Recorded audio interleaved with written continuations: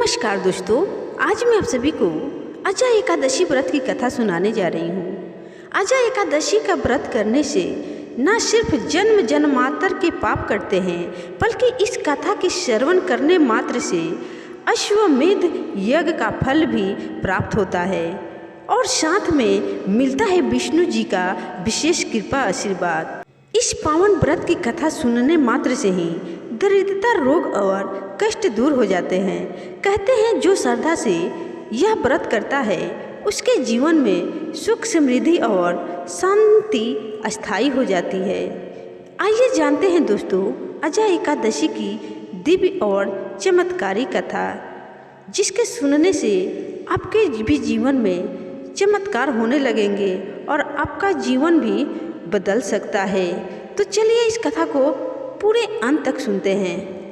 पौराणिक कथा के अनुसार प्राचीन काल में हरिश्चंद्र नामक एक चक्रवर्ती राजा राज करता था। उसने किसी कर्म के वशीभूत होकर अपना सारा राज एवं धन त्याग दिया, साथ ही अपने स्त्री, पुत्र तथा स्वयं को बेच दिया। वह राजा चंडाल का दास बनकर सत्य को धारण करता हुआ मृतकों का वस्त्र ग्रहण करता रहा, मगर किसी प्रकार से सत्य से विचलित नहीं हुआ। कई बार राजा चिंता के समुद्र में डूबकर अपने मन में विचार करने लगता कि मैं कहाँ जाऊँ, क्या करूँ जिससे मेरा उद्धार हो जाए। इस प्रकार राजा को कई वर्ष बीत गए। एक दिन राजा इसी चिंता में बैठा हुआ था कि गौतम ऋषि आ गए। राजा ने उन्हें देखकर प्रणाम किया और अपनी सारी दुख भरी कहानी कह सुनाई।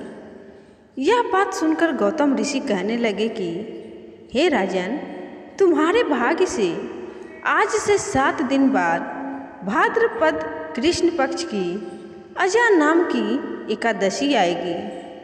तुम विधि पूर्वक उसका व्रत करो।